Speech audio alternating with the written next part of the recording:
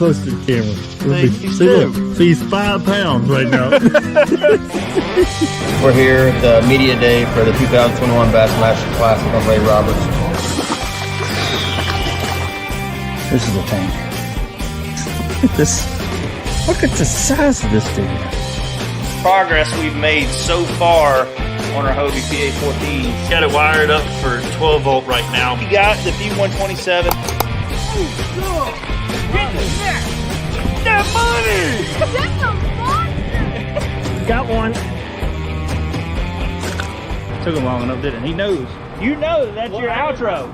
I know, but I mean, like, I was waiting on you because, like, you just kind of put me on the spot and it's like it didn't flow. Like, whatever. All right, guys.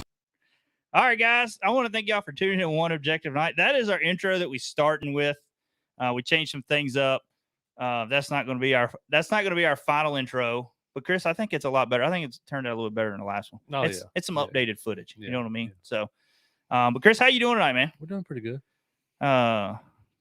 It's just kind of a dreary day here. Like it's raining. It's been rainy for most of the day. It's cold. Winter's finally hit. I think it's here. Yeah. So that's why we're gonna have Derek Brundle on tonight. He's a good cold water fisherman. So we're gonna have him on tonight. We're gonna be talking about cold water bass fishing, how to find them, how to catch them. It's one of those deals where it takes a lot of patience during cold water. You know what I mean? And then once you find them, and then you're on them. You know what I mean? Because a lot of times they're grouped up. So we're gonna have Derek on. We're going to talk about that. Guys, it's been a little slow for our YouTube videos here lately. I know. Me and James have been trying to play catch up with the holiday season and getting some boats rigged. We're getting our Hobies rigged out right now. We are going to be leaving in, what do we got, Chris? Well, let's just say the first weekend of February. Yeah, about 3 weeks. Man. Yeah, we're leaving for Texas. So we're going to be going down there fishing Lake Fork for the Bassmaster Kayak Series. Or how you say it?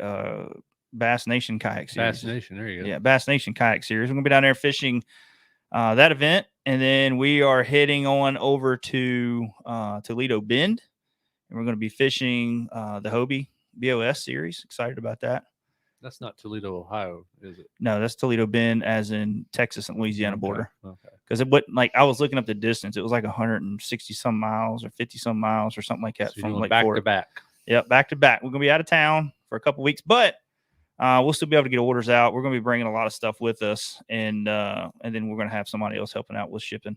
I think James's wife is gonna be helping out with shipping. So, guys, I want to thank everybody that's tuning in right now. Chris has got some comments coming across the board there. Also, if you guys have been listening to our podcast on iTunes and Podbean and all that, I really appreciate all that. If you don't mind, please go in there and rate our show. If you really like it, please do a 5-star. Don't. If you don't like it, please let us know why. You know, I hate when I get a 1-star and nobody says why. Yeah, they don't say nothing. Yeah, because I want to make it better.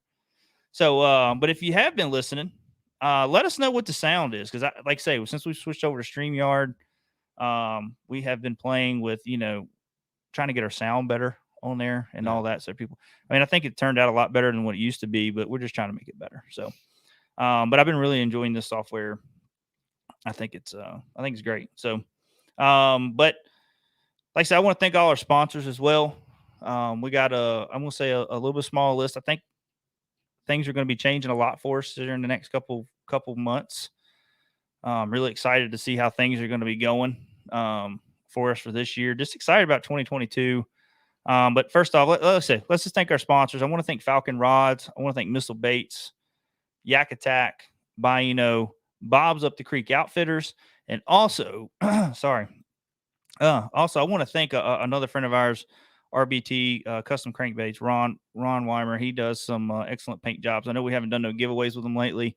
I know there for a while he's having a hard time with just getting stuff with, everything, how this world is right now. So, but anyways, make sure you go check all them guys out. Great group of people. They've helped us. They help us out a lot, especially with their giveaways and stuff like that. So, Shane, you're going to learn tonight. What's cold water bass fishing? Can't wait to learn. Yeah, that's a Cali fishing over there. He don't get them. He don't get them cold days. Very cold down there, does No, no, he don't get cold at all. I sent him a picture. He asked me last week about sending him something. I said, man, we're kind of struggling right now. I don't think it was when all the snow came in. Oh yeah. I said, we're kind of struggling right now. I don't know if it's going to get shipped out today. And I sent a picture, and he's like, man, what's that white stuff? I'm like, whatever, dude. You know what it is. Oh yeah. So, but no, we got a good show lined up for y'all. Also, if you haven't checked out our YouTube channel, make sure you go in there and hit the subscribe button. We have got some really good stuff coming, especially with some new builds that we did for a Hobie 12. We got our big builds that we're doing for our Hobies, and we should have those finished up. I'm thinking by the end of this week. If not, mid next week, we'll have both of our boats done. All right. Both of them are basically identical. It's not we didn't change a lot with differences in how we did our boats, maybe some storage bins or something, but other than that, they're basically the same electronics, everything, all the features. I'm really excited how we're going to be doing our lighting in the boat this year. I think it's really cool. You gave me a little preview of that last week. Yeah, dude, I'm super excited, especially for nighttime with the black lights. Oh yeah, I'm super excited how we're going to be doing that, because I think it's just going to be, awesome. We need to get your boat in there and do some black light setup. Yeah, I need some black lights on it. So the Walmart light's nice, but I'd rather have the ones that's already made in it. Yeah. I think, and these lights too that we're running, we'll talk more about it in the video, but you're gonna like them. So, but anyways, guys, if you haven't, please share this video right now. Let's get Derek some attention that's well deserved. When we get him on here, we're gonna start talking about how he sets up everything, how he catches these cold water fish. He said, ask Derek if we're fishing some tournaments in Cali this year. Is that what Shane said? Yeah. Yeah, we'll ask him. I don't know why he would want to go over there and fish. From what I heard, I ain't gonna say that, Shane. I'm just kidding. I'm gonna say nothing. I get them wound tight. I'm just kidding, man. But anyways, we're gonna get him on here. We're gonna talk about some cold water fishing. Chris, let's go ahead and get Derek on in here. There he is. What's going on, man? How you doing tonight? Doing good. How are y'all? Oh, not too bad, man. I really appreciate you taking the time to join us tonight. I know it's a Sunday night. Everybody's getting ready for work the next day, and it's busy. But I really appreciate you taking the time to come on and talk bass fishing with us. Yeah, no, I appreciate you guys having me on. This is going to be fun, I think. Oh yeah. We're really excited, and like I say, me and you were talking before before the show started. Followed you along a lot when you were doing the live fishing like head-to-head tournaments that Scott Butcher was doing back last year during the peak of COVID, and everybody's out fishing, and it was really cool to watch you guys going out there head-to-head, different locations of the United States. And you were up north. It was like 30 degrees, 40 degrees some days when you were out there fishing. Yeah. And man, you were hammering them, and some of these guys down south, it was warm and beautiful, and you put a little light coat on, but you were hammering them, man. And it was just cool to watch all that go down. Yeah, I appreciate that. That was fun, man. The whole 5 Live experience was great. And it gave you a chance kind of to compete against some of the guys. I'm out on the trail all the time, but compete against some of those guys heads up, basically, like you're saying. It's fun. It was fun, man. I'd love to see that come back. Scott, if you're watching, bring it back, bro. I hope. Yeah. I think a lot of people really like that, especially for a lot of, you're at work, got your phone on a little bit, watching. You probably ain't supposed to, but watching you guys do these tournaments, or you're at home and it's snowing, or you can't get out. It was just fun to watch it. So yeah, Scott, if you're watching, it would be cool to at least see, if you can't do it full time, do a couple here and there, just get a couple going, just kind of bring it back. Cause it was fun. It was fun to watch. So definitely. But Derek, we ain't had you on, man. We've been doing this show for a while. I followed you along on your YouTube channel. I followed you along, like I say, with Scott, and follow you along on Facebook and all that. And just never was able to work it out to get you on the show. And I'm super excited to finally have you on here. You are a new canoe pro. You're big with running the XI3. You're on Motor Guide. You're on Amped. You got a sweet decked out ride to take your kayaks around to all these tournaments. Let's talk a little bit about your season last year, and how that went, and then what you were looking forward to as going into 2022, and then what are you planning on fishing? Yeah, sure. No, last season was a blast, man. I didn't finish at the top of the game like I wanted to. I think I finished 23rd-ish or something like that out of the KBF ranks. Um, I had some solid finishes at a couple places like Lake Murray that I stumbled and didn't catch a limit either day. Ended up with 4 fish both times down there, and I think I finished exactly the same, like 31st, both times I was there. Um, so definitely some room for improvement. I wouldn't say I'm upset about it because I definitely learned a lot of things last year, especially in the southern fisheries where I think I needed to gain some more strengths. So I think I learned a little bit about that down there. I definitely learned some stuff where we were down in Louisiana on Caddo. I definitely learned a lot about southern fisheries down there. So overall, yeah, man, I was excited to get the 21 season underway, and we hit it hard right from the beginning down to Florida, and brought it all the way to Louisiana at the end of the year. So yeah, I mean, I was pleased with the outcome of the season. I would have liked to have finished a little bit higher, got back into the 10 house for the KBF 10 house, but I missed that. So yeah, man, I'm just looking forward to this year. This year, I think is going to be a little bit different. Like I said, I think I grew a little bit last year as an angler, and I learned a little bit about the southern fisheries. So, Yeah, and it's different. Like I know just from where I fish in Virginia, I fish Smith Mountain Lake. I fish cold water. I mean, not cold water, but deep water. mhm. We got several impoundments, and then you go down to Bugs Island, which is a little more lowland reservoir, but it's still fish. You can still fish deep. But then when I go near Suffolk, Virginia, which is near Virginia Beach, it's like it's shallow water. It's different. You don't have a lot of that rock to look for. You don't have a lot of that stuff that we have around here. So I get what you're saying. But going to different, going from north to south, and what was some of the big things that you learned from fishing from where you're at to going south and catching them down there? What was different about them? So I think one of the biggest things I've learned fishing down south is how fish relate so strongly to cypress trees. Like we don't have cypress trees up here, obviously. You know what I mean? You might have an oak tree that grew halfway by the bank or something, but we don't have cypress trees, and we don't have. I mean, we do have some hydrilla and stuff like that up here, but learning this, what I call the slop, a little bit more, um, has really, I think, has really made me a little bit better of an angler. Um, and paying more attention to how the fish relate to that type of structure and the best ways to catch them off that type of structure. Yeah, it's definitely. I know when we went down there for the KBF a couple years ago, and they had the championship down there, and fishing, some of those different reservoirs down there.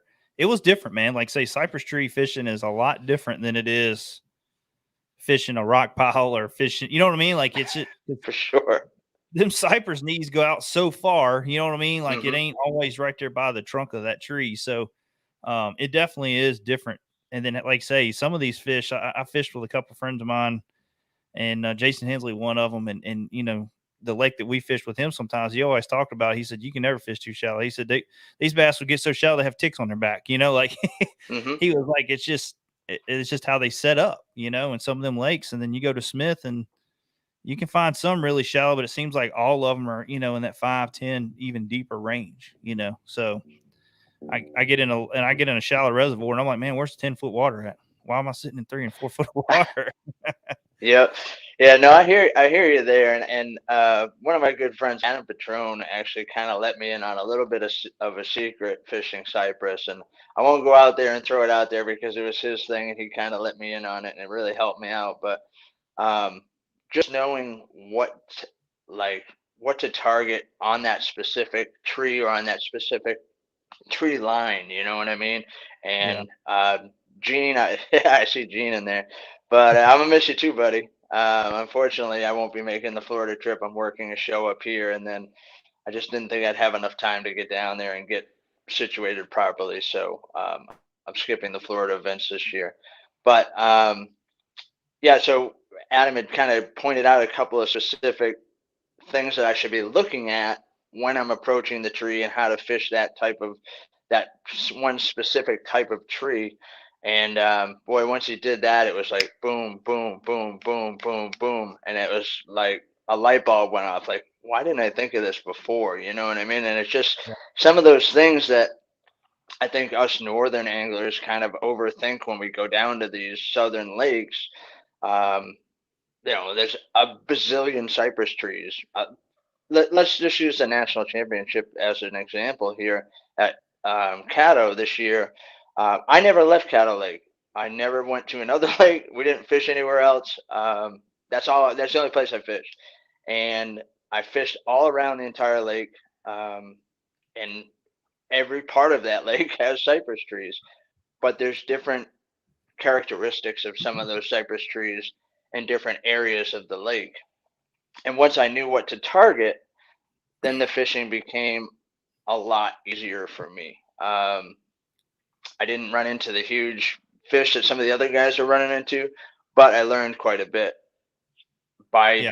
picking out those traits on those trees. And like you were saying, some of those trees, those knees come down and they go out quite a bit further than other trees do. And once you can pick that up on your side scan, if you can dial in your electronics and get that certain depth of water, 3 to 5 feet. I know most of Caddo is that, but there's a like kind of an exception to the rule there. Yeah.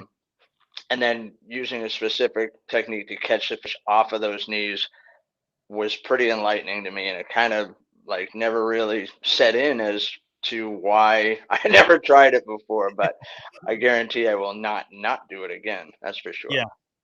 Yeah. It's crazy how little things like that you pick up. Like it's like Yep. you said, the light bulb clicks, and just a simple technique. Sometimes you can change one little thing with it, and how it improves your catch. How many fish you catch and how many bites you get, and Exactly. it's just little things like that, man. And you don't learn that just by picking up a book real quick and reading or watching a YouTube video. I mean, you can, Nope. but it comes with time on the water. You know what I mean? And just For sure. talking with people that do spend that time on the water all the time as well. So, but anyways, let's talk a little bit about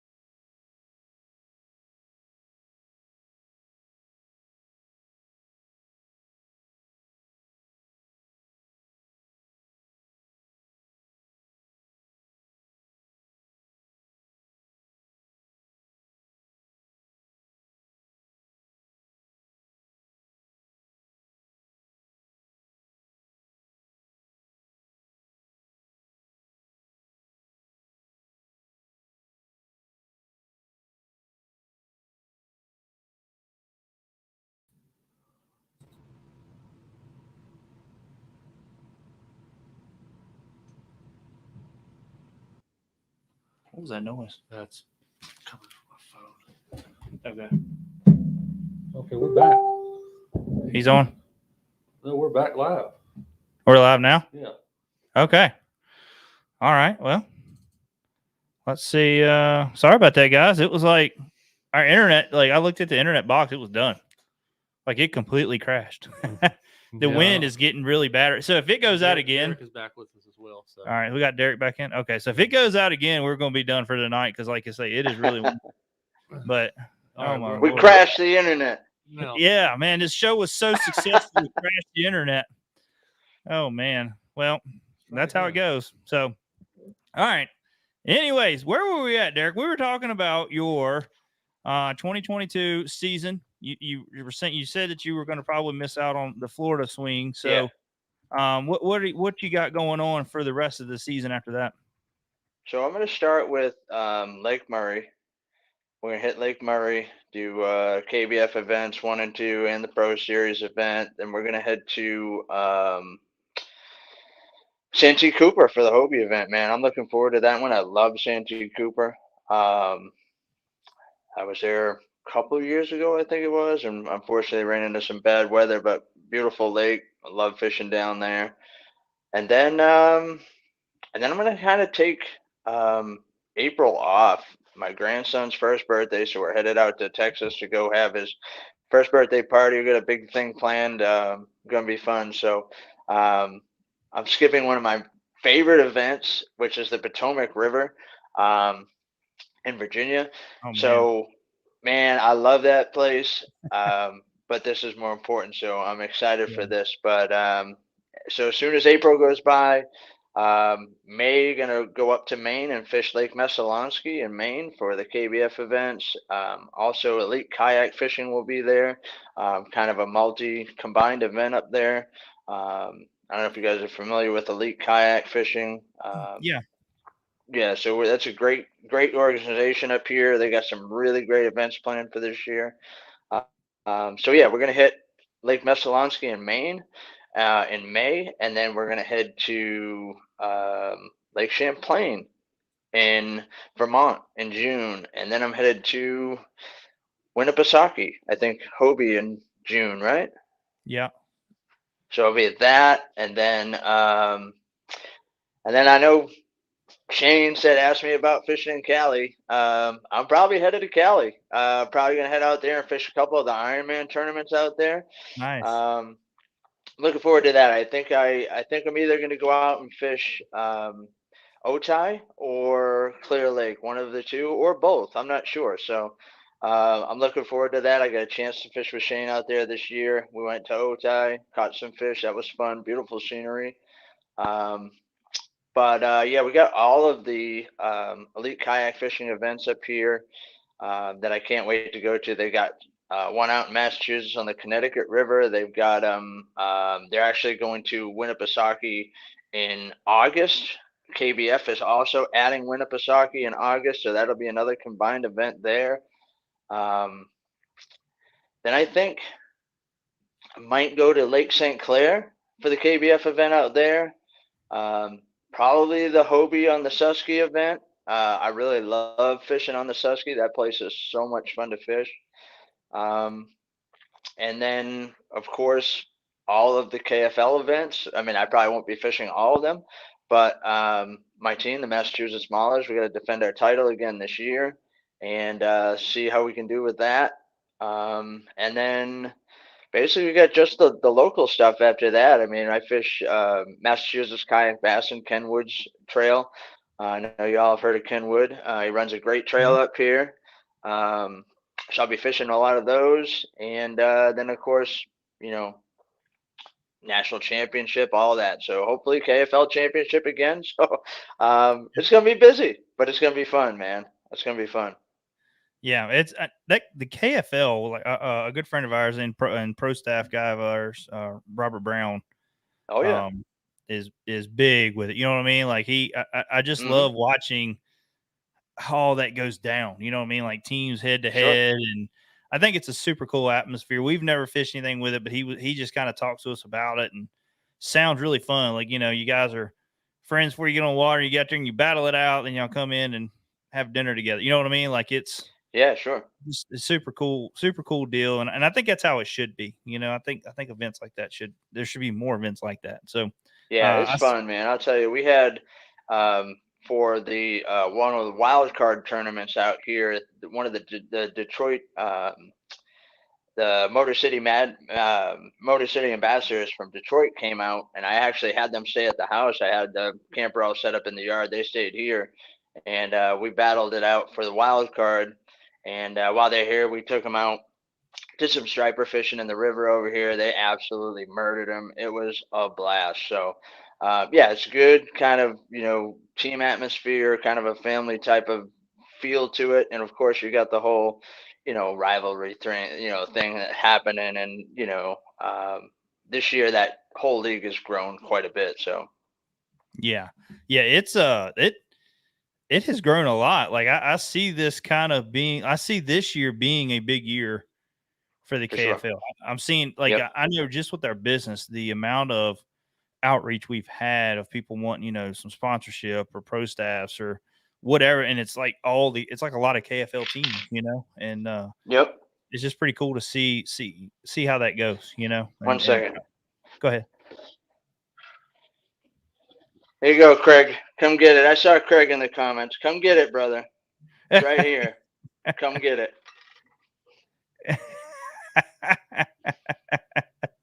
He's calling you out, Craig.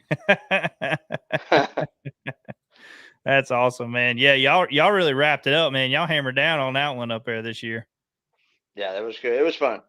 Yeah. So let's talk a little bit. So basically, I'm not gonna say you ain't chasing like a points deal, but like you're being very selective this year, right? You're just kind of fishing certain events. Yeah, I mean, normally I just hit it hard from the beginning of the year and just let it all hang out. And this year I think I'm gonna try and I'm not gonna say I'm gonna back it off because I'm still fishing. Like I think if I look at the list, I'm fishing like 20 something national events, national level events, I should say. So with KBF coming up here 3 times this year, that was huge for me because less traveling, less money out of the pocket, less time missing from work. But I also wanted to extend and do some more of the Hobie stuff because I really love how the Hobie events are run as well. And, then getting in with EKF, those guys run a great trail up here.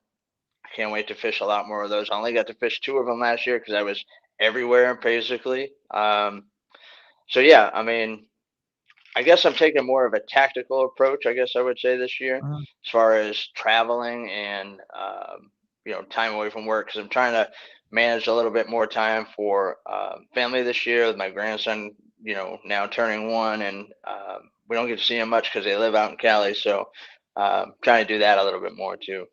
Yeah, no, I can fully understand. That's kind of the tough deal, I think, for a lot of these guys. When you got certain jobs, you only get so much time, and it's tough, and especially in this day and age where it's hard to keep workers at some jobs. You don't have the staffing there, so it's hard for some guys to take off and fish, and so you got to be selective. Not everybody can fish. Absolutely. So, and then, like say, when you got grandbabies and all that stuff, man, you want to make sure you spend as much time with them as you can. You know what I mean? For sure. So I fully get it. But well, let's talk a little bit about some cold water fishing. Winter finally hit. I don't know if for you guys up there, for us, winter didn't hit until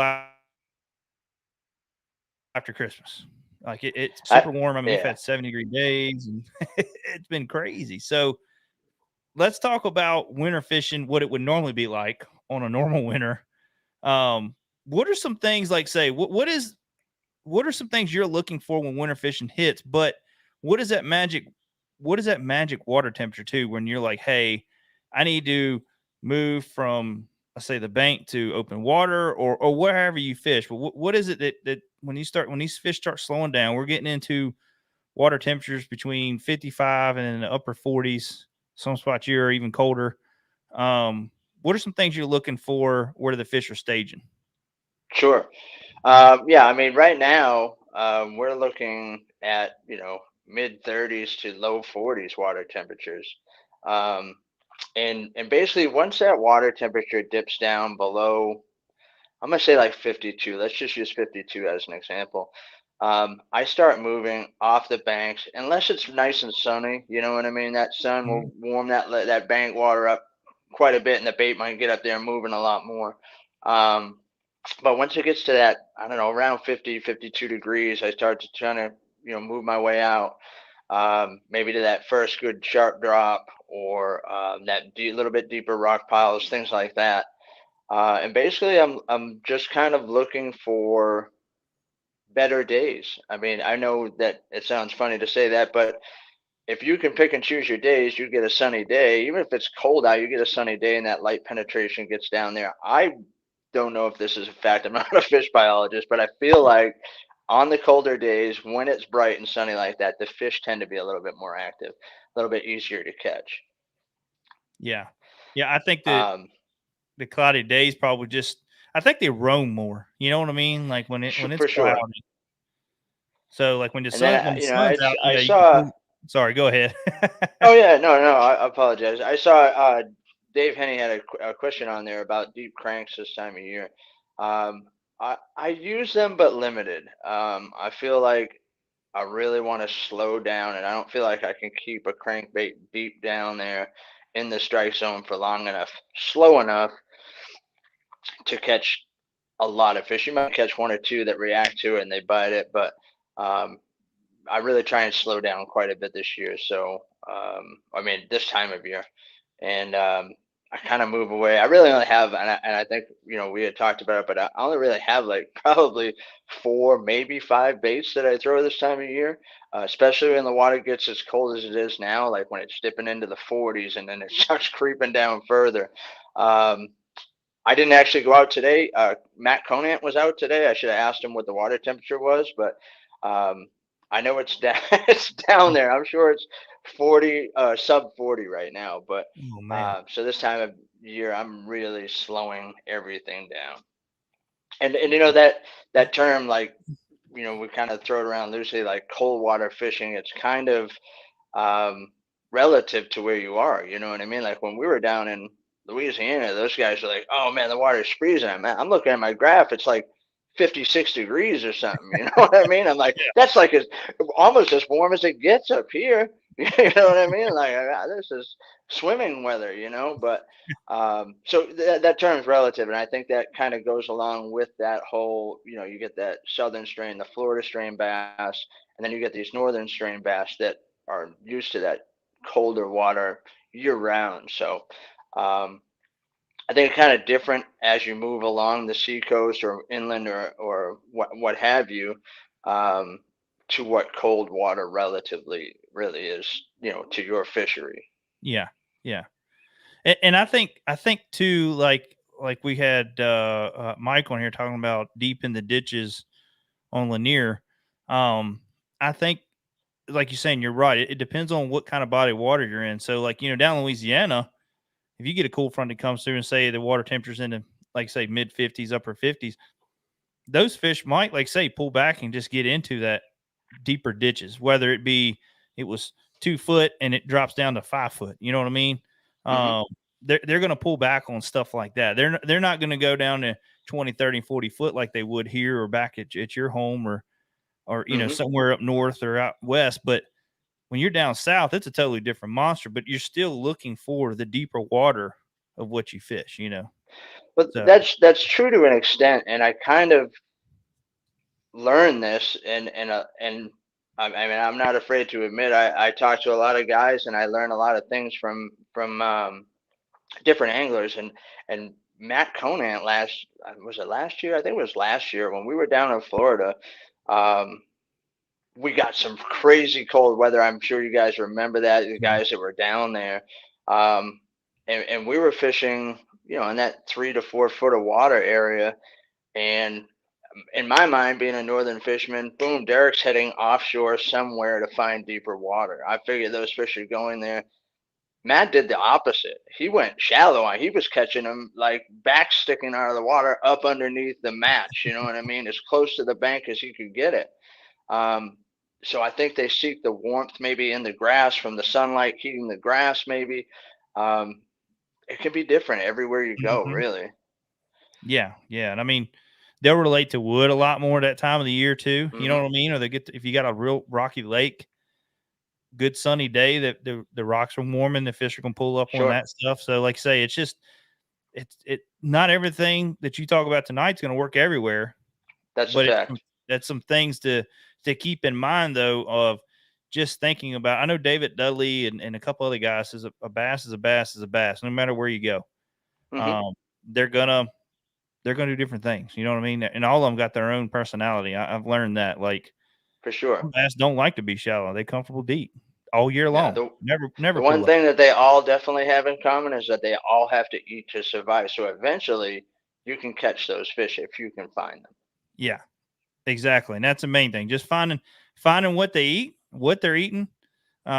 and where they should be staging. You know, I mean, most of the time it's the same thing work across the country. You got except for like your big Great Lakes, some of that stuff, and it still stays true a little bit, but it's going to be during the springtime. They're finding pockets of spawn. You know what I mean? During the Hmm. summer, they're pulling off on the ledges and the points and so on. And if you can make that happen at most places and learn just how a fish moves, you'll figure them out. It just like you say, there's little tricks like cypress trees, like we were talking about earlier before the show went crazy. Yep.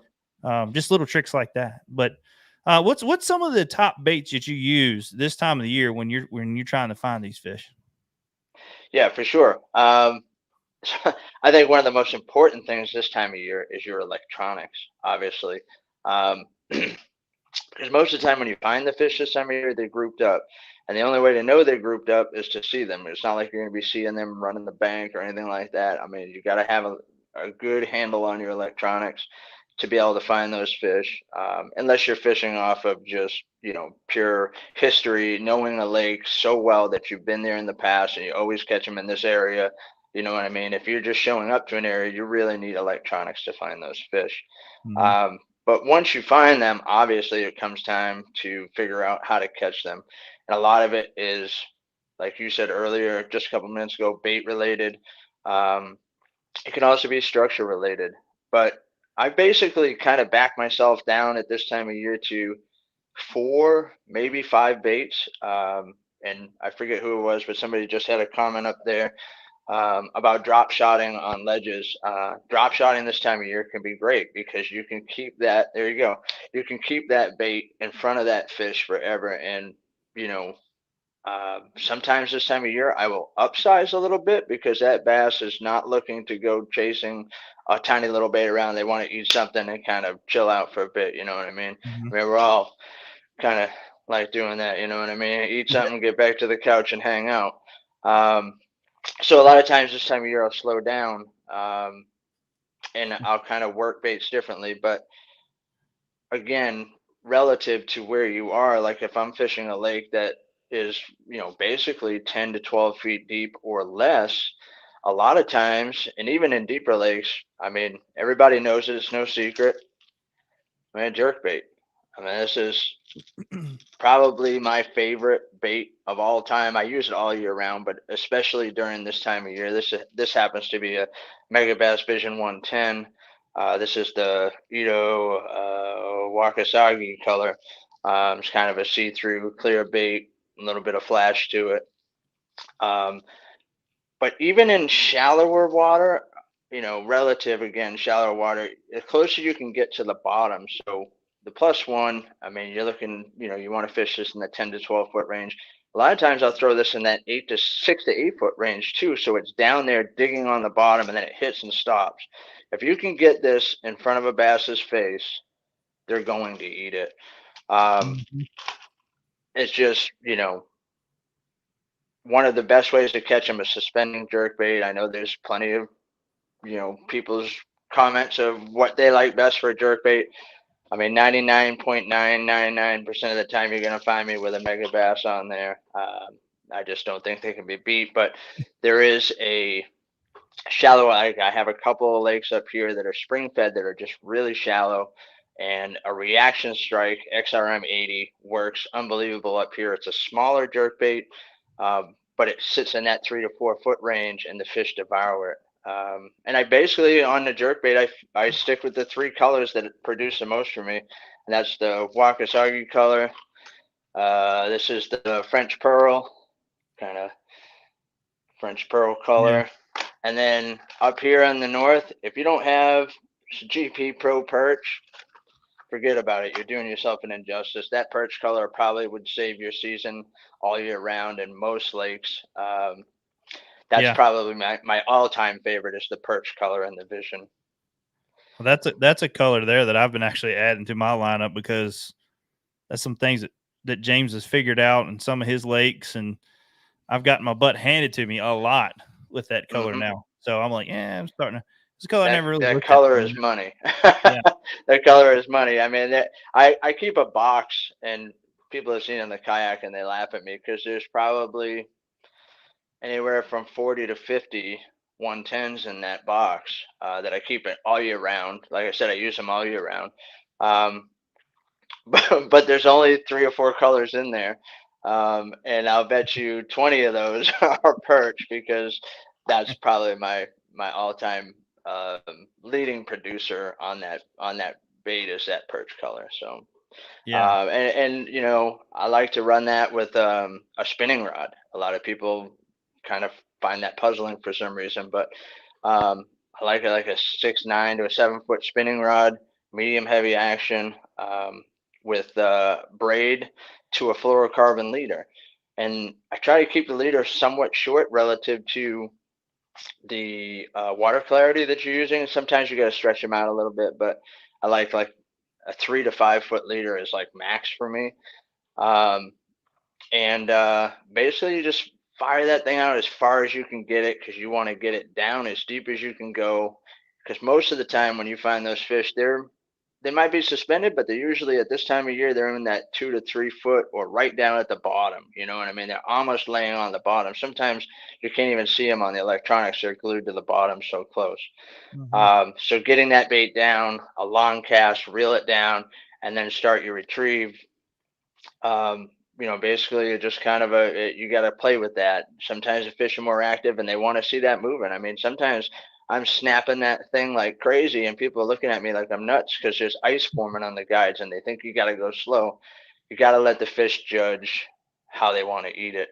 Sometimes they won't eat it fast like that, and you got to let it sit for 4, 5, 6, 7, 8 seconds during a pause before you snap it again, you know? Yeah. But yeah, I mean, I would say that's probably my number one bait that I have. Usually I have a couple rods with different colors tied on because I don't like to retie. So yeah, I mean that's probably my number one bait. I get off on a rant. Sorry about that. No, you're The Vision 110 is probably my favorite, or I should say the jerk bait is probably my favorite lure this time of year, if you can get it deep enough to them. Yeah. Now I do have a question for you with jerkbait fishing because I've done a lot of bass fishing, a lot of the tournaments with me and James fish when we were big on jerkbait bite, especially early spring. And I want to know in a kayak because I was out there trying to throw one the other day or the other week or so on a kayak. And do you go with an even shorter, like a really short rod when you're doing that, or do I you don't. stay with a longer rod? Yeah, no, I don't. And I don't for a couple of reasons because that longer rod you can take up more line when you need to. Mhm.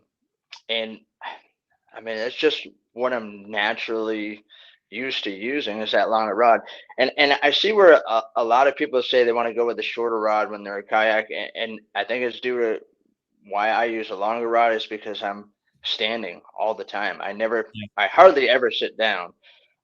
So it's like I'm standing on the deck of a bass boat anyways, working whatever bait I'm working, you know. Um, Very rarely am I sitting down. If I'm sitting down, it's probably because I'm eating a fat kid snack or whatever, you know what I mean? Yeah. But 99% of the time when you see me on a kayak, I'm standing and fishing. So it's like being on the deck of a bass boat. Yeah. Yeah. I don't know. It was just, it was a little different. Like I say, I love a longer rod, especially like if I'm working Texas rig jigs, Carolina Hmm. rigs, all that stuff. But I haven't really I always throw a jerk bait on a bait casting setup anyways, you know? So, Yep. but I'm still at that like 6'10" range, you know, but I was thinking about going smaller, but when you're retrieving your jerk bait, because there's several different ways that people do it.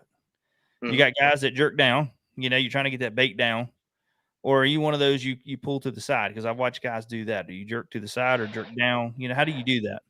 Yeah, so it's kind of funny the way I do it, and I think that's part of the reason why it's so effective with a spinning rod is because when you got a spinning rod, the guides are on the bottom of the rod, so that keeps the line away from the rod.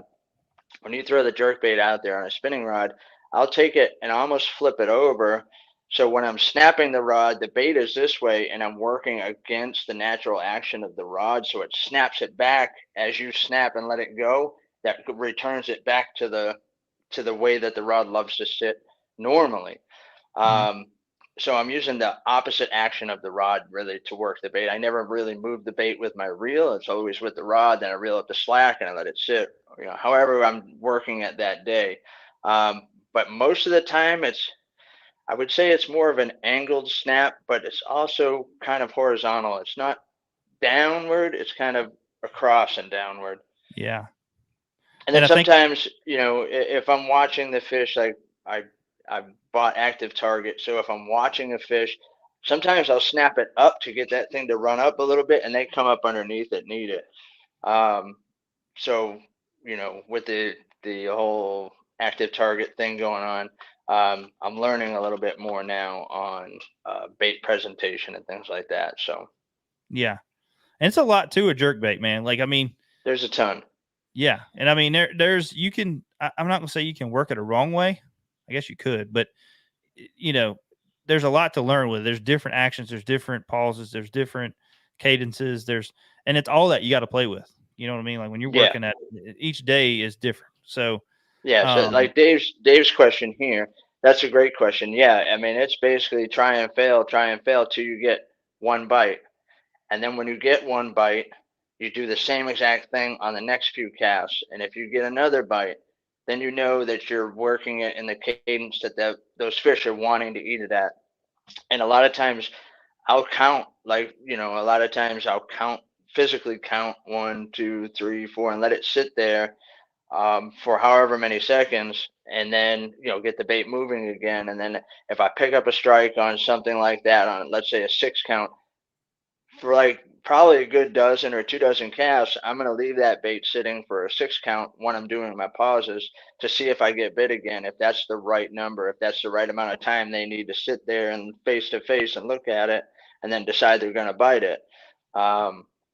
And then sometimes, like I said before, it could be a 2 second pause or a 1 second pause or a 10 second pause, which is brutally slow. If you've ever really counted down a jerkbait and thrown it out there and waited 10 or 15 seconds, it feels like forever. yeah, But sometimes yes, that's what it takes.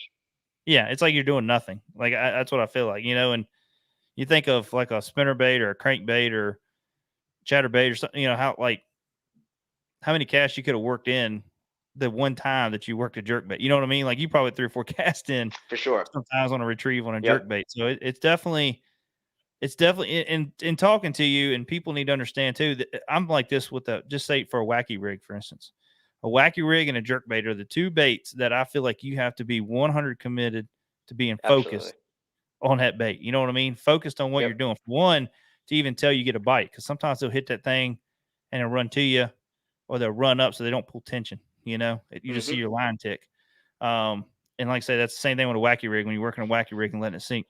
Those two baits there, I think, is like say 100% fully committed. You better be paying attention to what you're doing with that bait. And like say, talking about counting your seconds on how long it sits there, that's key. I know we've done it For sure. before where it's like say it's you got a 3 second pause where you're just working it fast, and then you got some that's like say the 10 second pause, and it is brutal to watch that. Oh yeah.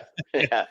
It can be really taxing on the mind, and depending on, I think a lot of it is confidence in the bait that you're throwing, knowing that that is most likely what they're going to be eating in that day, and that's mostly going off a history of fishing in that area or fishing that specific lake. Um, just having the confidence to stick with it for a while. If you're not getting bit at first, if you're not getting bit at first, and then comes this thing that I that I struggle with the most is abandoning it, because I hate putting this down. I hate it. I want to catch them on a jerkbait all the time, but there comes a point where you got to put them down and pick up something else. Like if they're just not reacting to it, then you got to go either, you know, I always tend to go smaller and more subtle, and slower than that. So, secondly, or most of the time, especially when the water gets this cold, I love blade baits. And this is a mega bass blade bait. I know everybody knows I'm a huge fan of mega bass, and no, contrary to belief, I'm not sponsored by them. I just love the stuff that they put out. They put out some amazing products. That is the Dyna Response, the Vibration X.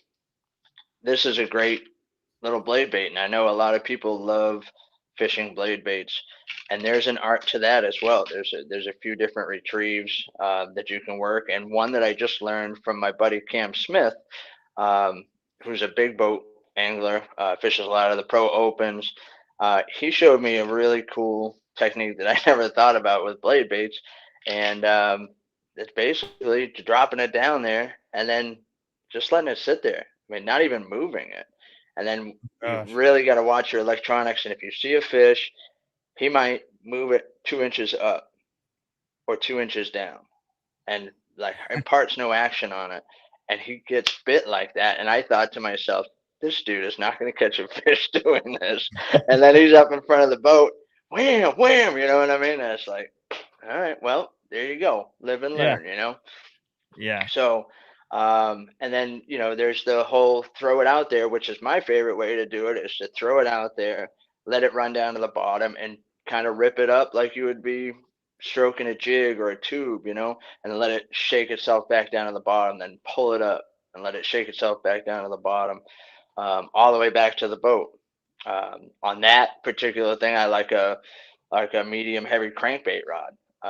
Anything when you're using treble hooks like that, something that's got that big parabolic bend to it, 10, 12 pound test at the most, throw it out there and just kind of let that thing rip and come back down. It is the size of a bass boat. But yeah, I mean, and then, you can throw a blade bait out and just kind of slow roll it back to you. And that thing will just kind of vibrate back to you on the way. You can get them to bite it like that too. And then, I've seen guys throw it out there, let it sit down to the bottom, rip it up, and just let it sit flat on the bottom. And a fish will come over and suck that thing off the bottom and swim off with it like a jig or whatever. So I'm not the best at blade baits, but I know that they can be effective, and I always got them with me. Hair or no hair on the blade bait. So I like this. This got like a little, I think you call that what, like mylar or something like that. I leave it on there. A lot of times you get enough bites and it comes off, and it doesn't seem to make a difference. But yeah. Yeah. I know guys are like that with poppers too. Like some guys don't even care. You know what I mean? Like the hair is not a big deal. Right. Yeah. I something. mean, I don't think that it really matters that much.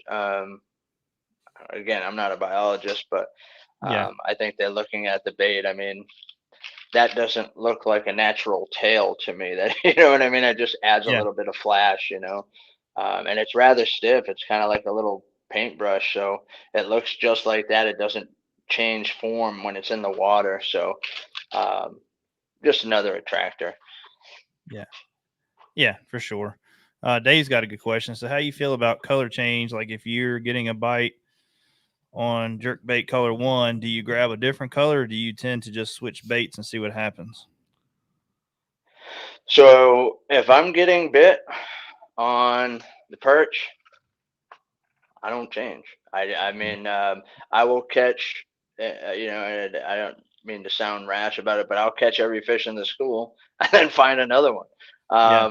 You know what I mean? I mean, very rarely, like if I get 2 bites on a jerkbait, I'll leave it on there the rest of the day and I won't change the color just because I don't feel the need to. But again, that also comes down to just having 3 colors really that I use the most. And normally there's 2 or 3 tied on in the boat anyway. So if I'm not getting bit, I pick up another rod and fire it out there with the other color. But yeah, I mean, if there's the old saying, if it ain't broke, don't fix it. Yeah. So if you're catching them on one color, I know some people think the fish will get educated, and I'm sure they will. A lot of times, in my experience, is that you catch all the fish that are willing to eat, and then you stop catching fish, even if there's still a school there. Maybe they just have passed that feeding window or whatever you want to call it. A lot of times when that happens and I know there's still fish there, I'll just move on and try and find another school, then come back and see if I can find that school again at a different time. And then maybe I'll start with another color. But if I'm catching them, there's no reason to change colors, in my opinion. What kind of us following up before we get to Kathy's question there? He's talking about what if you haven't got any bites? What is your rule of thumb of how long you're going to work a bait before you change it? I don't know. And that's kind of a tough question for me to answer because I'm really stubborn and I know that, well, two things. I want to catch them on the jerkbait because it's fun. And I know that it's really effective, but I guess,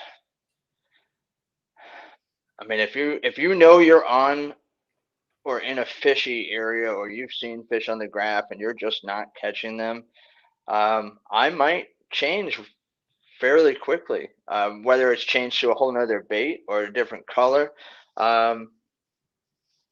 If I know they're there and I can't catch them, I get frustrated and I'll give it, maybe 20 minutes or maybe 10 minutes or maybe an hour of that same thing and then switch to something else. It's kind of a tough question to answer. It's kind of when I get aggravated enough to try something, something else. Yeah, I know some guys I've heard, and some of the pros and all that. They'll do like a 30-minute rule. If I flip this bait a full 30 minutes, some guys are even shorter than that. You know what I mean? If I flip this bait around so many laydowns up there and didn't get a bite on it, I'm changing colors, I'm changing bait or whatever. But when you got live scope, it's a totally different monster then, because I know just like with drop shotting, you can drop shot on a fish. Chris has been with me before, and I've taken a robo worm red crawl and drop down there, and I'll see they'll come up, but then they just go right back down. They have no interest. Yep. And I'm like, well, right then and there, if I drop it 2 or 3 times and they come up and they go back down and they don't even come up and sniff it really, I'll put on like a margarita mutilator or a green pumpkin and boom, you'll catch them. You know what I mean? Like live scope gives you, and really, if you just got a regular graph without live scope in 2D and you're drop shotting, for instance, or you're, like you say, you're doing a bladed bait and you're dropping on them, you can learn a lot just by that right there. If you need to make a change, if you know they're there and you can, and you can physically see them on the graph. Now, when you can't see them and out there and all that, it takes a little bit of time, and you just gotta, it's time on the water. That's absolutely learning to make those judgments and making those calls. That's how some of these guys are as good as they are, because they know when to make that call, know when it's not right or whatever. So, but let's get to Kathy's question. She said, ever try bucktails during the cold months? So yeah, I have. The one problem I have with bucktails is my own personal problem. I just don't have any confidence in them. I know a lot of guys do really well with hair jigs and a lot of the small hair jigs, especially up here for like smallmouth and stuff. But I've never done like good enough to where I feel confident enough to say, okay, I can catch these fish on this hair jig instead of, a blade bait or instead of a jig or instead of a jerk bait. You know what I mean? So I kind of don't even really use them very much. Let's put it that way. So I really don't know the best kind of, hair jigs or bucktails to use up here or anywhere really, because I don't have any confidence in them, honestly. Yeah. Now, when the bite's getting tough, they ain't hitting your jerk bait, they ain't hitting your blade bait. What's your next go-to of like, okay, I really need to slow down now? What are you doing then? A Ned Rig. Oh man. I mean, this is this stupid little thing. I'm telling you, man, this thing will catch fish no matter where you go, and it catches big fish. I mean, it literally will catch big fish too. And basically, almost all the fish that I've been posting in the last couple of weeks have come off of. I mean, this actual Ned Rig itself right here. or a jerk bait. But the Ned Rig is something I've been experimenting with because I've been learning my active target lately, and I Mhm. haven't been using anything but it, trying to figure out how fish are reacting to a jerk bait and to a Ned Rig and stuff like that. And they seem to eat this Ned Rig. This actual one right here is it's an X Zone, Ned Zone, green pumpkin, blue flake has quickly become my favorite color of all time. I don't know what the fish. I think they think it's kind of bluegillish, but um, this has been super effective, especially not just this year, but when it gets cold out. You can throw this thing out there, and boom, it goes down and just sits on the bottom, and that little bulb just kind of rolls around there. And if you can throw it in the middle of a fish, and I'm just kind of relating to kind of recent fishing, finding them with the active target, throwing it out there, and dropping it right down in between all of a school of fish. Half of them, it's funny, you can see half of them swim off, and then there's always one or two that swim over, and they just sit there looking at it, and they just don't move it, and eventually they either swim off or they just engulf the whole thing, and they take off running with it. A Ned Rig, super effective. Um, my favorite is just like I said, the X Zone Ned Zone is definitely my favorite actual Ned bait, and the head is a Katana Ned head. It's got a 3/0 hook in it, and this nice flat head. It's a very simple rig. Throw it on a nice light spinning rod with 10-pound braid. Either I like an 8-pound fluorocarbon leader, and yeah, I mean, it doesn't get more simple than that. Throw it Yeah. out there and let it soak and move it very slowly. I mean, you talk about a bait that stays in the strike zone longer than anything else. I mean, this between this and a jig, um, I mean, the fish will definitely eat this all year round, but especially in the colder months when I like to slow down and impart hardly any action on something that's dragging on the bottom like that. So yeah, a Ned Rig is definitely my next go-to. What size is the Ned Rig? These are, I want to say they're 3 inches long. Now, what, So, kind of talking about the Ned Rig, and I throw shaky head. If I'm throwing something finesse, it's either drop shot or shaky head. mhm. What is it about the Ned Rig that is different than the shaky head? Now I know there's size because it's a lot Yeah. shorter. Shaky head. If I'm going real small, I'll go down to the Zoom 4-inch, 4.5-inch, whatever size it is. Mhm. Finesse worm. What is it about that is so different about the Ned Rig over a shaky head? Is it just because it's just that small, it does nothing, and it stands there?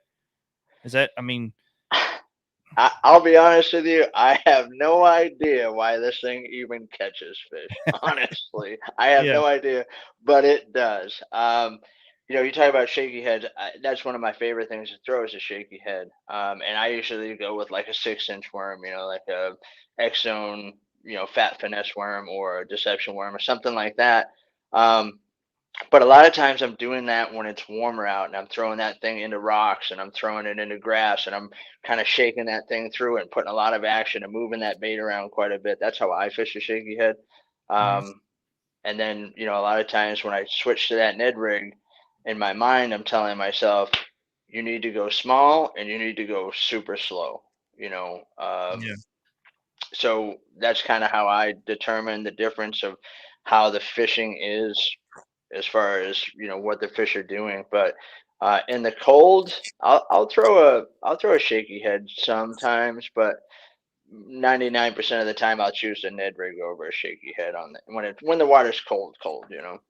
yeah, yeah. No, I have Ned Rigs in the boat, and I've never ever throw them. Like I look at it when I open that box up, I see it, and I'm like, I'm gonna throw a wacky worm instead. Like I don't know what it is. I need to pick it up more. When we fished the Shenandoah River years ago for a tournament, one of our friends was telling us like you need to throw the Ned Rig, you need to throw the deal color. I think that's what they call it, the deal. Um, Hmm. I put that on, and I caught a few little smallmouth, but I was popping it off of rocks in the current. Like is it current's just taking it down, and I'm just popping it. Sure. So like on Smith or Bugs or any of these other lakes, I just never throw it. Like I'm always like, I don't want to throw it. You know, I don't know why, but then you have a Yeah. tournament where you should have, and you talk guys, man, I caught 10 or 15 off a Ned Rig, and I'm like, God, I should have picked it up, but I don't know. It's just a hard bait for me to muster up the energy to tie that thing on. I guess I don't know what it is Believe about me, it. I hear you, and I was the same way for a long time until about, I want to say about probably like last year or late in the season the year before last year, and I just saw so many guys or heard so many guys talking about them just massacring fish on the Ned Rig, and I'm like, that is the stupidest thing I've ever seen in the invention of fishing lures. Is this stupid Ned Rig? You just throw it out there, and you might as well eat a sandwich or do nothing. You know what I mean? And then I said, and I for the first probably 3 or 4 months I was using them. Every time I tie one on, mumbling to myself, stupid things, and just tie it on it. You know what I mean? But then I started catching fish, and I started catching a lot of fish, and now I always have one tied on. I don't know Yes. why, but now there's always one tied on. Yeah. It's definitely a different bait, and I need to use it more, and I know it. And hopefully, like I say, hopefully maybe this show will turn around for me. Maybe I'll get out there and try it a little bit more and see what happens. But after once you've gone to that, is there anything else that before we get into that? I'm sorry. Let's get into a little bit of setup. How light a line and what rod are you using for your Ned Rig? So I'll use like a medium light or just a light action rod for the Ned Rig. I'm a huge fan, and anything I use spinning rod wise, with the exception of a spy bait, I'm throwing braid to fluorocarbon 99.9% of the time. The other 0.1% of the time, or 0.01%, whatever you want to call it, I'll have straight fluorocarbon on, and that's if I'm throwing, like I believe it was Kathy's question earlier, if I'm throwing a small hair jig or something, or a spy bait, I like 6 to 8 pound. I like 7 pound sunline fluorocarbon for Ned Rig. I mean for like those little hair jigs and stuff like that, and spy baits. But everything else is definitely braid to fluorocarbon. You can cast it a mile. It's easy enough to change out your leader as far as if you want to go up or down in poundage. And then you've got that whole no stretch thing. So when you're using that light rod, you can still get a decent. A lot of times I'll just do a reel hook set where I'm reeling down and letting the rod load up, and I just kind of lean back into them. But you still have all that no stretch in the line to get the hook solid into that fish.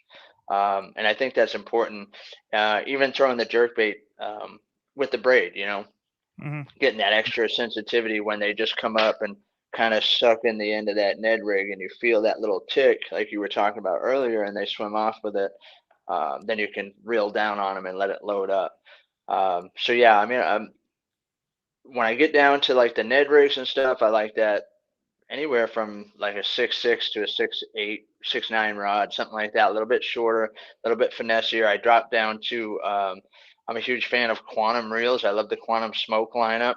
I fish a size 15 quantum smoke on like my Ned Rig setup, my drop shot setup. Keep the weight down. I mean, you don't need a ton of line most of the time. And when you use the braid, you can still put a bunch of line on there. So get the setup down light. You feel like you're finesse fishing, because you pick up this thing on something a little bit heavier, and it just adds to the dumbness of it. So I mean, the line size is definitely relative, but I'm a huge fan, like I said, of braid. I like, especially when I'm throwing an Ned Rig, 10-pound braid at the most. And a lot of times I'll play between 6 and 8 pound test as far as a fluorocarbon leader. Yeah, no, that's good info. So we got one question here. Well, Chris, how many we got, Chris? 3. 3 questions. Okay, let's start hitting them. Dave wants to know, Ned, the Shaky Head jig. What decides which you are going to toss in the summer months? Mostly structure related, honestly. Like I don't want to throw this Ned Rig with a big exposed hook into the grass, because I'll just get aggravated and I'll get messed up. If I'm throwing it a lot of times I'll start with a shaky head, because I can control the bait pretty well, and it comes through cover very well because you can rig it weedless, and you can pop it up out of the grass, and it gives that that fight or flight type of response from a fish. They see that thing darting out of the grass, they go up there and whack it.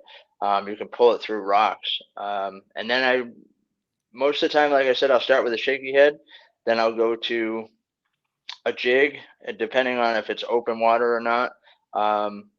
And then this always comes out at some point, unfortunately. But I mean, it's just produced so many fish for me last year, and this year alone has been crazy on it. So the jig is one of my favorite things, but it's kind of taken a back seat to a shaky head and a Ned rig for me in the last year or so. But there's times like when you're fishing some rock and you can get a jig to drag through there just right, that you are not going to beat a jig presentation. So it's kind of, for me, structure and depth related. It's awful tough to throw this Ned rig in 30 feet of water and wait for it to go to the bottom. I mean, that thing's like a 16th, or I think this one's heavy. I think this is an 1/8 ounce. When you could throw a half or a 5/8 or a 3/4 ounce jig and get down there quicker and get more fishing time in. So that factors into that as well, for me anyways. Yeah, for sure. And I mean, a jig, what I tell a lot of it, and now some places you can catch more than 5 fish, but a jig to me has always been, you're looking for those 5 good bites. You know what I mean? Like, it's one of the things you got to keep in your hand all day. And Robert Brown, guy on our jig team, master. Yeah. I mean, he knows, dude. Like, he's caught a lot of fish off a jig, and there's days where he might only catch a couple, but they're good. You know what I mean? Like, they're so. But Chris, you say we got a couple more questions there? Yeah, Mike wants to know what's the best technique to learn Ned rigs. Best technique to learn Ned rigs.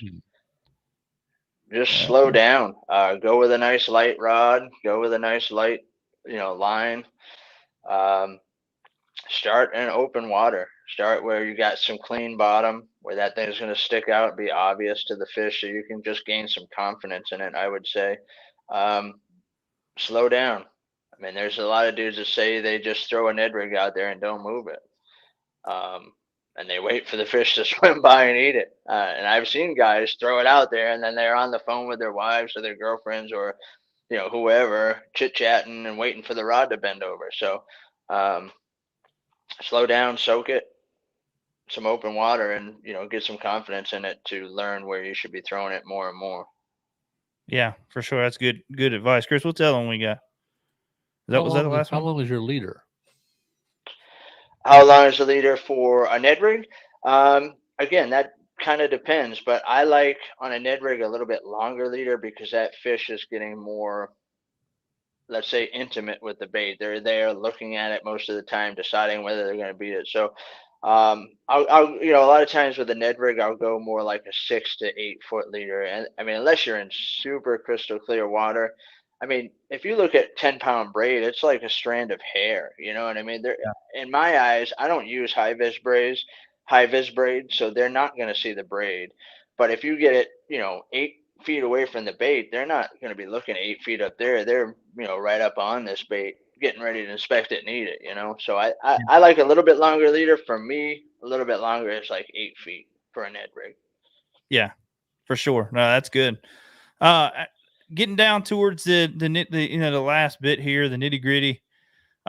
If a Ned rig, we talked about the jig a little bit, but like say, when is, like say, you said when you get around some rock, you're gonna try to pull that jig through it and all that. But is that kind of your last go-to? If things are tough, Ned rig ain't getting it. It's got to be your last go-to, I would think. But if things are tough and the Ned rig ain't getting it, what is your next bait? Definitely the jig, and I hate to put the jig in a category of last, but because I love fishing a jig, I always have. But I just think that the Ned rig is going to get you more bites during the slower time. And I know Robert right now is probably throwing his plates out of his cupboards and smashing windows out of his house. There he goes, right there. Takes a backseat to nothing. But I mean, I love fishing a jig. and I think that I like Robert's mentality on that too, and that's the way I used to be. But when it comes to tournament fishing, if we're speaking about that, I mean, yeah, throwing a frog in the yeah, there's ice on some of the ponds up here, Shane. Yeah. Anyways, I think you're looking for the bigger bites. Traditionally, that jig is going to get you those bigger bites. And a lot of times, if I do catch 5 real quick or something on the Ned, I might switch to a jig to see if I can get a bigger, better fish on that. Um, I mean, but don't count this guy out. I mean, I caught a 22, I think it was like 22.5 inch fish in Connecticut on a on a Ned rig this year during one of the KBF events. So Yeah. the big ones will eat it too.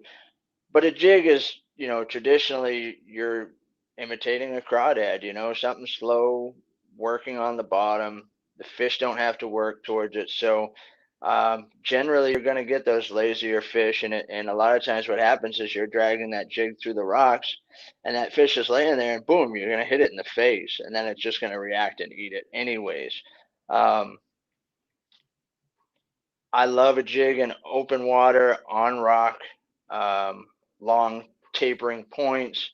If you can find a deep tree, flipping a jig into a deep tree, that's always good, and let it fall down and just kind of, especially if it's cold out or the water's cold, I'll bring it up and let it thump on the branch inside of a tree and just kind of let it knock against that branch a few times and then let it go back down to the bottom. Just something that looks like it's so cold it doesn't want to move. And then, when the jig hits the bottom, these strands are going to stand up and kind of give it a little bit of, movement without you moving it so much. And, I like a craw trailer this time of year. This is an X-Zone muscleback craw. The claws actually float. So this will go into a natural float like this for you and give you that little bit of movement that a fish might need to bite it and think it's a crayfish, there with this, in the fight position or whatever you want to call it, defense position. Um, but other than that, I mean, I'm not gonna lie. I have a jig tied on, a rod on the kayak, 365 days a year while I'm out there. Yeah. So yeah, I mean, not saying that I'm not gonna use that jig. It's just I'm thinking to myself this time of year, you're putting in, especially up here. Like, I mean, I was out the other day, and it was, well, let's take Christmas Eve. I was out Christmas Eve. It was snowing. It was like 29 degrees out. I think I might have posted a picture of the deck of my Unlimited. It was covered in frost. Like it was borderline stupid being out there. But I mean, we were catching them, and you know, if you're putting in that effort and you're freezing like it is, and it was blowing out there, I mean, if you got to go to something stupid like that to catch a few fish to justify you for being out there, that's what I'm going to do. Because the bottom line is, I want to catch some fish. If I'm putting in that effort, I want to catch some fish. You know what I mean? So Yeah. I'm going to go out there and do what I feel like is necessary to catch a few fish. And, but any of those 5 baits will do it for you for sure. But that Ned rig or that jerk bait is just, I mean, I don't think you can beat it, honestly. Yeah. Yeah. Well, you got two of the best. You got a reaction bait that you can slow down and or speed up, whichever way you need to go. You have your finesse style bait that you can, like I say, just pretty much leave it there and let them take it. So it's if you ain't got those 2 baits on, especially like I say, a jerk bait can work all year long, depending on where you fish, how you fish it. But in the wintertime, it really excels because you can leave it there so long. So we got a couple of questions that are coming through. Chris, you want to go through some of those? Yeah, Craig wants to know, do you ever fish chatterbait in the winter or cold water? I mean, yes and no. When that water, I consider it like cold water or winter fishing. Now, all I ever revert to is like what I'm doing right now when the water is, 40 or lower. Most of the time, I'm not throwing a chatterbait. I just don't have the confidence that those fish are going to be that active to chase it down and eat it. You know what I mean? Yeah. Am I wrong? I could be. I mean, I know guys that do, Yeah. catch them on chatterbaits, but I may go out and catch, 10 on a jerk bait, and he catches one on a chatterbait. Will they catch a fish? For sure. But I just think your odds are better keeping the bait slower in a strike zone, and that's really difficult to do with a chatterbait unless you're like a master of the chatterbait, like Jody Queen is. You know what I mean? Yeah. That guy can catch them anywhere on a jackhammer in any type of water. I think you catch him in a mud puddle on a jackhammer. So, Yeah. yeah. Yeah, he catches them everywhere. At one time, I didn't think he owned anything else besides a jackhammer. A jackhammer and a spinnerbait. That's the thing I've ever seen. You know what I mean? Like, Yep. it's a jackhammer bite. He's probably going to be up there in the running. So, what else we got, Chris? We got another question coming in? What's your setup for jerk baits in cold water? So jerkbait in cold water, jerkbait all the time. I never change the setup. This is the only thing I might change is the pound testage of my leader. But 6'9" seems to be my favorite length of rod. Whether it be a composite rod or graphite, that's kind of your preference there. I like 12-pound braid to a 12-pound leader, fluorocarbon leader, and the leader is usually 3 foot or less. Sometimes I'll use a swivel, like if the fish are really close to the bottom, let's say they're in 14 feet of water, and I'm throwing a 110. Sometimes I'll add a swivel. Like a lot of times, I'll have a little Spro. I think they're called like a micro power swivel. They're like 50-pound test, but they're like minute. You can hardly see them, but they add a little bit of weight to that section where you go from main line to leader, and it'll actually keep that bait a little bit nose down when it sits there instead of being suspended horizontally like that. It might kind of drag it down and even maybe give it a little bit of a down sweep as you're moving the bait. So you might be able to gain a little bit more depth out of it. Lately, I've just been running the FG knot, fluorocarbon braid FG knot. And yeah, I like a short leader, 3 feet. And if I want to get really deep, I'll change it down to, always 12-pound test braid, but always I'll change it down to like a 10-pound test fluorocarbon leader. On the opposite side, when it's warm out, sometimes I'll put like a 16-pound leader on there to keep it up a little bit and make those fish come up and react to that bait. When it's warmer and they want to move, they see that thing kind of hovering up above them, they come skyrocketing up on that thing. And changing your line size, you can control the depth of the jerk bait a little bit more. Yeah, I do like that swivel idea because I got some of those and I had never thought about adding that for, getting a little bit of depth out of it. That's man, if y'all didn't write that down in your notebook, you better, because that's a good one. I never even thought about it. And I will warn you about that. Be mindful that you have a swivel on there. See, to me, it's second nature. I never do this, but if I take my jerkbait rod and I hand it to somebody, hey, check this thing out. The first thing I do is say, reel that up and fire a cast out there, and that swivel goes down through the first two guides. It goes ripping out of those first two guides, clanking and clapping. Remember that it's on there. Don't reel it through the first guide when you're casting. Yeah. But it is a way to get your bait down a little bit further, and kind of control the way the bait sits in the water. You can upsize the swivel a little bit more if you want to get a little more drag to it. There's a bunch of little, kind of, tricks that you can do with a swivel, to add different action to the bait as well. Yeah. I know we always did it with flukes. You know what I mean? Yep. Like if you For sure. That's where it came from for me. Like, hey, if this changes the way a fluke will run in the water, will it change the way a jerkbait runs in the water? And it definitely does. Yeah, that's good advice. What's the next, Chris, we got? What about A-rigs? Those? I'll be honest with you. I have caught like 2 fish on an Alabama rig. Both of those were in Gunnersville. And then I immediately hung that A-rig up on a bridge abutment and broke it off.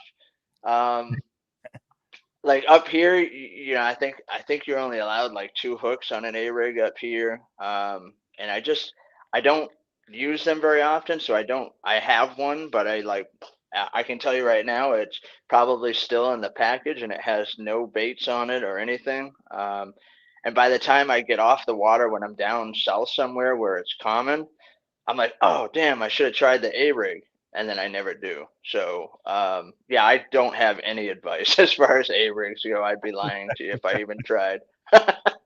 I have caught several striper off a rig, a few bass, not a lot, but I've caught, like you say, more trees on the bottom and lost a rigs to the point where I'm like, you know what, I'm done with this. Like by the time I Yep. tie another one of these on, put all the baits on, and blah blah blah, or work out the tangles you get sometimes with it. For me, sometimes it's not even worth the hassle of even tying that dude on. I'm looking right there at my rods now. I got one set up in there, and last time I took the kids out fishing, and you'd make 4 or 5 casts, and then you get one where you feel like you're working in a good spot, and you come in, it's all bound up and lines around. It's Yep. a headache, man. But it catches fish for a lot of people, but it just don't do that great for me. So, get what Casey Starn said, he called a shad. Yeah. Chris, we got anything else coming through? No, not right now. Well, man, I'm gonna tell you what, you are full of knowledge, and like I say, I love listening to you guys up there fishing up north, and I know jerk baits, and are king up there. You watch a lot of guys, Kevin Van Dam, for instance, Mark There you Zona, go. all them guys. I mean, jerk bait is king up there, and Kevin Van Dam, he'll have one tied on all year long. Yep. And why wouldn't you really? And I don't. And I'm thinking I'm probably going to a little more this year, just because, like you say, it mimics a bait fish perfectly when Yep. it comes to, and you can work it so many different ways that it's crazy. I mean, you can, during the summer, you can burn that thing back to the boat, and they'll Sure. eat it up. So I mean, it's definitely a good bait. I love watching you guys up there catching that stuff. I'm excited about getting up north this year for the Hobie stuff and coming up there and fishing. I've never fished. I'm gonna say above. I've never fished above Pennsylvania. And when I fished in Pennsylvania, I was fishing someone's pond at my uncle's house. So like, I don't even count that. But I've never fished above the Potomac really in like a tournament situation. Really excited about getting up north there and fishing with you guys. Chris, I don't want to get away with questions here. Do we have one more question come in, Chris? Yeah. This will be the last one. How different is, or do you set up something different for fishing up north compared to down south? That for me, that's just kind of time of year or structure that I'm fishing. 99% of the things you do in the north, you can catch fish on the same way down in the south. Just turning around and tweaking your presentation maybe just a little bit. But the baits, I know we said it earlier, a bass is a bass is a bass. They eat bait fish, they eat crayfish, they eat bluegill, you know what I mean? They eat the same things all over the country. So I would say more of line size or gear, stepping up in gear, like a heavier action rod or whatever you might do to accommodate for larger fish or heavier cover that you're fishing when you might be specifically down south rather than up north.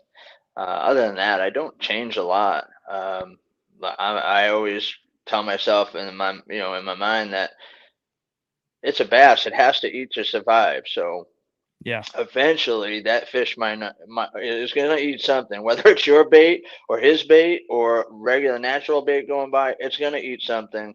If you can get your bait in front of that fish and get it to react, you're going to catch them.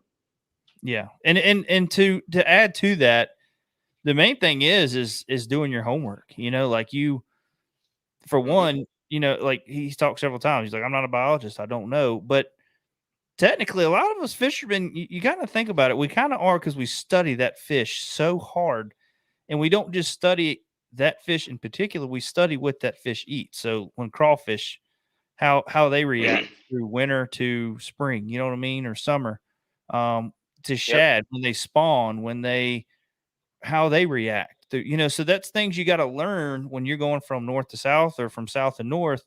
Is what are they feeding on? Like the Great Lakes, you got your gobies, stuff like that. So you kind of look up and try to match the hatch, basically what everybody says. So, but like say, Derek, you hit the nail on the head, and then I just try to add to it. Like say, it's all doing your research. and finding out what kind of bait fish. For You know, like, sure. And go ahead. Go ahead, oh yeah, Derek. no, I was just gonna say. I mean, you kind of just brought up something that that was pretty interesting too. Is that particularly in the north, a lot of times I'll go out and I'll be looking for perch, yellow perch in particular. I would go out and find schools of yellow perch because a lot of times the bass are there eating those perch. They're not there eating the small little grass shrimp or little tiny baby fry herring of the year. They're there eating the perch that are eating those smaller baits. So a lot of times, this is a great search tool because the perch will eat this jerk bait just as quick as a bass will. And if you're catching a ton of perch, do not leave. Do not leave because eventually you will smash some bass on this. And some guys, I fished KBBT quite a bit, and we were on live one day, and I was catching a perch every single cast with a jerk bait, and it was for like hours. And those guys are like, "Are you guys getting sick of just? I mean, Derek, are you getting sick of catching so many perch?" And it was just kind of worked out with the timing. And I said, "Listen, could be the next cast or the cast after that. It's going to be a giant bass." And I literally threw it out there, made two twitches, caught a fish, and it was like 22 inches or something like that. And I went through probably 150 perch in the last hour to catch that one bass. But they're there because they're eating those perch. And if Yeah. you can get that bait in front of that bass before that perch eats it, most of the time they're going to eat that bait. Yeah, yeah, for sure. And I know like some of the lakes that we fish with James, and I've thrown regular crankbaits that look like shad. I've thrown swim baits that look like shad, and he'll get that yellow perch bait and just start eating them up, because that's what they're feeding on right then. That's just what they're looking for. So, Right. but yeah, that's the last question we're going to take in for Derek tonight. It's getting late. We're gonna let him get off here in just a second, but. Derek, I do appreciate you coming on, man. I look forward to get up here with you guys and fish and maybe hang out a little bit. But looking forward For to sure. following you guys this year on some of y'all's live events and seeing how y'all do with the kayak fishing league, the KFL, and I think like I say, just cool to watch all this go down and how well rounded of a fisherman you've become. Like I say, coming from north to south. I mean, you've been everywhere. You know what I mean? You've learned, and that's why we wanted to get you on because you've been able to adapt to every situation, and I think you're a well-rounded fisherman, and it's wanted to get some input from you, especially on this wintertime stuff, because you've set the Thank you. I scoreboards on appreciate fire that. on wintertime. So, but but guys, I appreciate all y'all tuning in tonight. We're gonna let Derek get going, and then hope we have you guys on just for a little bit longer. But Derek, I mean, do you got anybody you want to thank? I know you're on a couple pro staff teams, and you do a lot with Motor Guide and all of them, and just if you want to thank any of them guys. Sure. Yeah, for sure. I mean, first and foremost, I thank my wife. She always lets me kind of do my own thing when it comes to fishing, and she's real easygoing. Let's say I'm absent a lot, out on the road a lot. So, yeah, huge thanks to my wife and really my whole family. They're hugely supportive of this, and I get messages from a lot of you guys and a lot of my friends. I gotta thank them while I'm out there fishing, cheering me on, and of course the sponsors. Like New Canoe, Motor Guide, Amped Outdoors, Ray's Eyewear, um, uh, X-Zone Lures, Yak Gadget, the Bomb Anchors, and hey, thank you, PJ. Appreciate that. And just kind of everybody that kind of helps me along the way, and KBF, Hobie, Bass. Thanks to those guys and EKF and all the local clubs for doing this, so we can get out and chase that dream of fishing all over the place. I know it's the dream is different for everybody. For me, it's traveling and learning and becoming a better angler. And being able to do that and get around the country doing that is making me a better angler. And that's something that's important to me. So, Yeah. yeah, I mean, I appreciate you guys for having me on, and we'll do it again soon. And like you said, when you come up, let's go fishing, man. I got a river right here. We can go down and catch some, 20+ pound stripers, and have a blast, and then go catch some smallmouth, some largemouth, all within 15 minutes of the house. So Oh man, that sounds like a blast. We'll definitely take you up on that, man. I like I say, Derek, I really appreciate it. Hope you have an amazing year this year, and hopefully we can get you on a couple times this year when you win some big events, man. I appreciate it. Thank you. All right, man. You have a good one. Appreciate it. Thank you. Yeah, you too. All right. Bye. All right. Well, that was a good interview. I am really sorry for the last 2 shows in a row having technical difficulties. But I will say on this one, it was nothing we could have done on that. The internet just slammed down. Internet just cut itself off. I turned around and looked at the box and it was off. Like it was done. I was like, oh, that's not good. Yeah. So I thought maybe like something, because I was checking our internet speed and all that the other day, and we checked it last week when we did the show. Everything was good. Yeah. It's just, we're not meant to have that perfect show. It just isn't going to happen. Yeah. But you watch, we'll have a show where we don't have no guest on. It'll just be me and you on here just talking, and that show will be amazing. You know what I mean? It ain't going to do it when we got a good guest on. So anyways, but that's how it goes. I ain't going to whine about it no more. It all come back together, and we got some great information. Derek had a bunch of information. I learned a lot off of that show. I hope you guys did. I know somebody on here said they learned a lot. That's why he said you live in the middle of nowhere. No, I do, but I don't. You know what I mean? It's not too crazy here, is it, Chris? I mean, it's not. I mean, not too bad. Nah, we got high speed internet. You're not that far from the city. Yeah, I'm not too bad, but I'm not fully in the middle of nowhere. But I am in the county. So, but like I say, man, it was a good show. Had a good time talking to Derek. I'm excited about getting up north and fishing the Hobie event. We were contemplating on Chickamauga or going to. I can't think of the name of that daggone lake. How you do it? Winnipesaukee or whatever. Yeah, Winnipesaukee or something. Ain't that the lake from What About Bob? I don't know. Was it? I don't know. It sounds very familiar, don't it? Yeah, it sounds very familiar. But it wasn't actually at that lake. It was at Smith Mountain Lake. Yeah.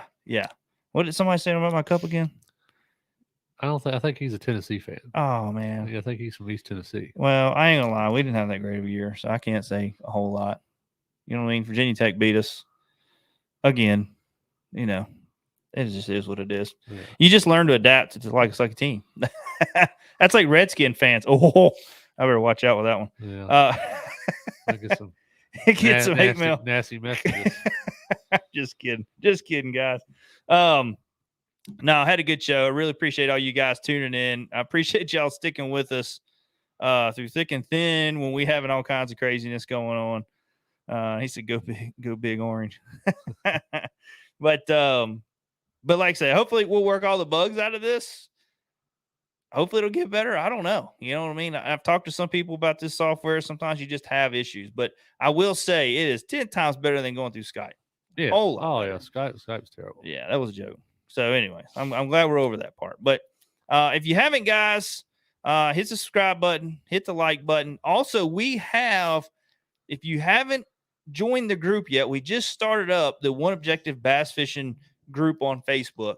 It's a super positive group. We don't want all the negativity and all that. It don't matter if you got a bass boat, kayak, you fish from the bank. We talk about everything. We want guys to come in here, and if they got questions about a product or want to learn more about our product, we'll have it there. But it ain't just about OneObjective in there. It's just about bass fishing. It's getting out there and having a good time and enjoying the outdoors and learning. I want people to learn like we do on this podcast. I want people to learn and ask questions and show bass boat rigging or kayak rigging or whatever, whatever they're doing out there bass fishing. So, like I say, just, make sure you go on there and check it out. We got a couple questions you got to answer. Make sure you answer those questions, simple questions. And get on in there and start talking, man. We've been having some good conversations, some good, we did one today with, what was it? Chris Bass Technique, or Bass share fish picture and what you called it on. Picture. That's been doing pretty good. So, but let's just get on there. Let's stay positive and just encourage one another and help one another build and become better fishermen. That's what we want on that page. So, go check that out. Also check us out on Instagram and, like I say, YouTube, and I don't even know where else we're at. But anyways, if you're on iTunes, Podbean, any of your podcast platforms, if you have an ability to give us a rating on there, please do it. It means a lot to us. It helps, especially right now on iTunes. Like, shows are getting pushed up. and with ratings and all that. So it helps us get more and more eyes on the show or ears on the show. So go check that out. I'm going to try to have this podcast up probably tomorrow morning. Just depends on how time goes. I got to get in the truck and head down to the shop, but try to have it up at first thing more, if not around lunchtime, and that way you can check it out and listen to it again and try to reabsorb all this information. So, but other than that, guys, I hope y'all have a great night. Hope you have a great weekend, and like I say, be safe. Y'all on water, make sure you wear your life vest. It's cold. Hypothermia kicks in quick. But other than that, let's get that group name one more time for Casey. It's OneObjective Bass Fishing.